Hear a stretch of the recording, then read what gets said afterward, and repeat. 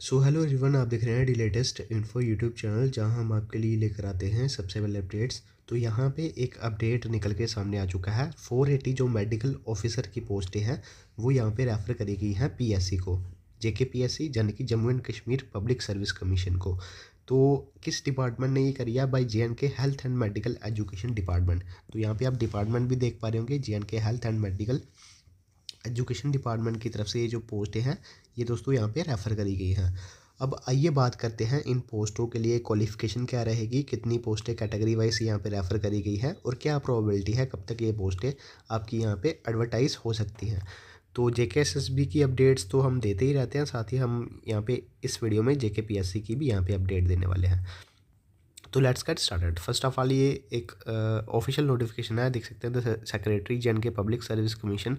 और ये पूरा नोटिस आप देख पा रहे होंगे। सब्जेक्ट देख सकते हैं, referral of post of medical officer under direct recruitment in terms of Jammu and Kashmir health and family welfare gazetted service rules. ये आगे एसआरओ नंबर्स है और डेट भी आप यहाँ पे देख पा रहे होंगे। तो यहाँ पे मैं आपको बता दूँ कि ये जो पोस्टें रेफ़र करी गई हैं यहाँ पे, ये रेफ़र करी गई है मेडिकल ऑफिसर की पोस्ट अंडर द डायरेक्ट, इसकी डायरेक्ट रिक्रूटमेंट होगी, यानी कि जो पोस्टें हैं वो एडवर्टीज होंगी।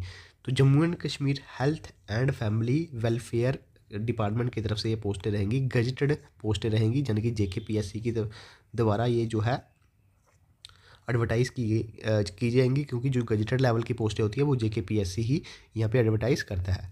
तो यहाँ पे देख सकते हैं कि 480 पोस्टें जो हैं यहाँ पे मेडिकल ऑफिसर की यहाँ पे रहेंगी, जिसमें आपकी ओपन कैटेगरी की देख सकते हैं 192 पोस्टें रहेंगी। शेड्यूल्ड कास्ट यानी कि एससी कैटेगरी 38, एसटी 1 की 48, एसटी 2 की 48, बैकवर्ड एरिया की 48 और अदर बैकवर्ड क्लासेस जो जिसको ओबीसी कहते हैं उसकी 39, ईडब्ल्यूएस की 48, एएलसीआईबी की 19 और इसी तरह टोटल 480 पोस्टें हैं दोस्तों यहाँ पे रहने वाली हैं। ये जो है आपके लिए एडवर्टीज़ होंगी। तो यहाँ पे कुछ और भी चीज़ें यहाँ पे लिखी गई हैं सबसे। तो इस नोटिफिकेशन के नीचे देखेंगे तो यहाँ पे कुछ पॉइंट्स लिखे गए हैं। चलिए मैं आपको यहाँ पे सिंपल से बता देता हूँ। यहाँ पे फर्स्ट पॉइंट में लिखा गया है that the selected candidates shall not permitted to continue their PG courses or tenure positions such as senior residency, registrarship or demonstratorship. They will be given a one-time option to either accept the selection or continue their ongoing PG tenure. तो अगर आप इसमें apply करते हैं then आपको यहाँ तो आप जो है इसमें सिलेक्शन ले सकते हो। फिर उसके बाद जो आपके आप पीजी कोर्सेस हैं, जैसे पीजी कोर्सेस कोई कर रहे हो या फिर सीनियर रेजिडेंसी, रजिस्ट्रारशिप, डेमॉन्स्ट्रेटरशिप, तो आप ये आगे कंटिन्यू नहीं कर पाएंगे। तो सिंपल सा ये मीनिंग है इसका, यानी कि अगर आप इस जॉब में सिलेक्ट हो जाते हो तो उसके बाद ये चीज़ें आप पीजी कोर्सेज वगैरह ये चीज़ें नहीं कर पाओगे, ऑनगोइंग जो आपका पीजी टेन्योर चल रहा होगा।